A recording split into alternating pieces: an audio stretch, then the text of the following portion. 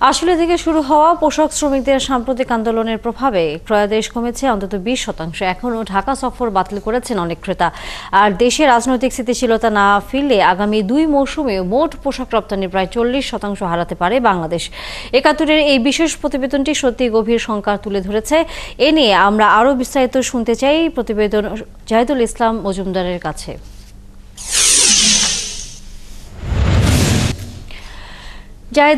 জানাবেন, অর্ডার 20% কমে গেছে, এটা তো বেশ শঙ্কার একটি বিষয়। আপনি নিয়মিত এই খাতে কাজ করে থাকেন, আপনার পর্যবেক্ষণ এর আসলে কি প্রভাব এর মধ্যে পড়েছে এই খাতে, আর আসলে এর প্রভাবের কারণে মধ্য এবং দীর্ঘ মেয়াদি আসলে কি প্রভাব পড়তে পারে আপনার কাছে মনে হচ্ছে?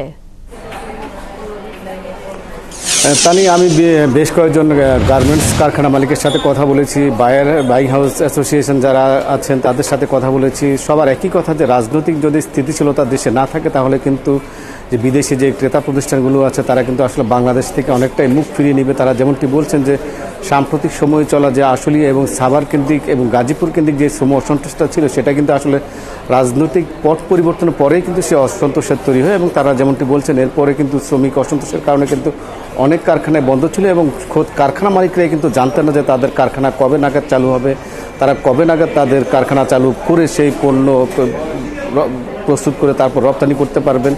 সেই ক্ষেত্রে বায়াররা বারবার টাকা দেওয়ার পরে কিন্তু আসলে কারখানা মালিক অথবা বাইং হাউসের যারা নেতা আছেন বা বাইং হাউসে যারা ব্যবসা করেন তারা কিন্তু ক্রেতা প্রতিষ্ঠানগুলোকে নির্দিষ্ট কোনো সময় দিতে পারেনি যে তাদের যে অর্ডার করা যে পণ্যগুলো ছিল সেগুলো কবে প্রস্তুত হবে এবং সেটি কবে রপ্তানি করা যাবে। আর এই ক্ষেত্রে গার্মেন্টস মালিকরা যেমনটি বলছেন যে এখন যদিও আইনশৃঙ্খলা রক্ষাকারী বাহিনীর পাহারায় তাদের কারখানাগুলো চলছে, কিন্তু মাঝে মাঝে কিন্তু শ্রমিক যে অসন্তোষ সেটি কিন্তু আবার উস্কে যায়।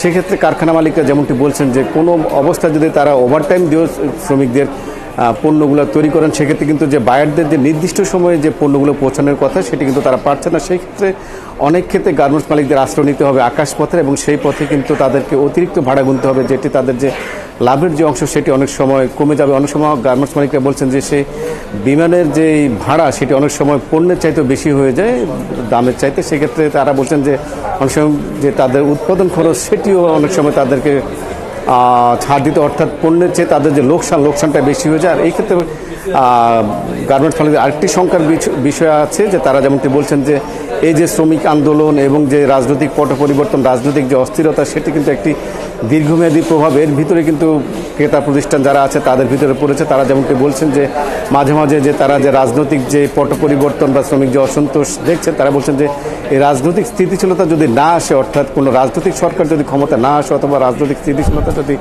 না আসে, সেক্ষেত্রে বাইরে কিন্তু শঙ্কিত যে আসলে কখন আবার কোন দিক দিয়ে গার্মেন্টসের উস্কানি হয় অথবা কোথায় শ্রম অসন্তোষ হয়, সেই সব মিলিয়ে কিন্তু ক্রেতারা কিছুটা সংখ্যা। এর মাঝে অনেক গার্মেন্টস মালিক বলছেন অথবা বাইং হাউসের যারা কাজ করেন তারাও বলছেন যে অনেক ক্রেতা কিন্তু এর মাঝে আমাদের যে প্রতিযোগিতা বিভিন্ন দেশ আছে সেই সব দেশে কিন্তু তারা তাদের ক্রয়দেশ কিছুটা সরিয়ে নিচ্ছেন, কারণ তারাও চান না যে অনিশ্চয়তা থাকার জন্য, কারণ তাদেরও যে পণ্যটি আছে সেটি কিন্তু তাদের যে দোকান আছে দোকানে তুলে তারপর সেটি বিক্রি করতে হবে। একটু জানতে চাই, সেটি হচ্ছে যে আমরা আপনার প্রতিবেদনে দেখছিলাম যে অনিশ্চয়তার মধ্যে আসলে পড়ছেন এই খাতে যারা জড়িত রয়েছেন, তারা তেমনটা বলছেন, এবং তারা একটা পর্যায়ে বলেছেন যে কূটনৈতিক তৎপরতা আসলে এখানে বাড়ানো উচিত, না হলে হয়তো সামনের দিনগুলোতে আরো বেশি অনিশ্চয়তা তৈরি হবে এই খাতে।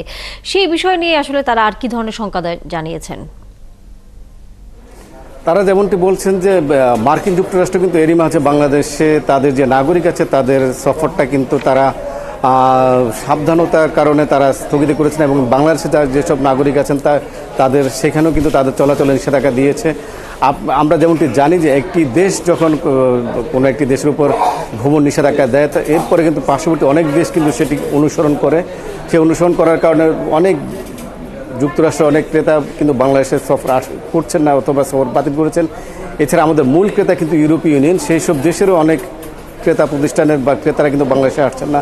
আমি একজন ক্রেতার সাথে কথা বলেছি, তিনি যেমনটি বলছেন যে তিনি বাংলাদেশে আসার জন্য তার ক্রয়াদেশ নেওয়ার জন্য চাচ্ছিলেন, কিন্তু যে বাংলাদেশের যে বর্তমান যে পরিস্থিতি সেই পরিস্থিতির কারণে তার যারা সহকর্মী আছেন অথবা তার দেশে যারা আছেন বা তার পরিবার লোকজন কিন্তু তাকে নিরুৎসাহিত করেছেন যে বাংলাদেশে এই মুহূর্তে যাওয়ার কোনো দরকার নেই, কারণ বাংলাদেশে আসলে কখন রাজনৈতিক অস্থিরতা হয়, অথবা আমরা যেমনটি দেখেছিলাম যে এর আগে যারা বাইরে রয়েছেন তারা এক ধরনের আশঙ্কা করছেন যে আবারও রাজনৈতিক অস্থিরতা তৈরি হলে তারা এক ধরনের লোকসানের মুখে পড়তে যাবেন, এবং সেই একই রকম আশঙ্কা আসলে এখানকার যারা গার্মেন্টস মালিক রয়েছেন তারাও আশঙ্কা করছেন। ফিরবো নিশ্চয়ই আবারও জাহিদ আপনার কাছে এই বিষয়ে আরও নতুন কোনো তথ্য বা বিশ্লেষণ জানবার জন্য।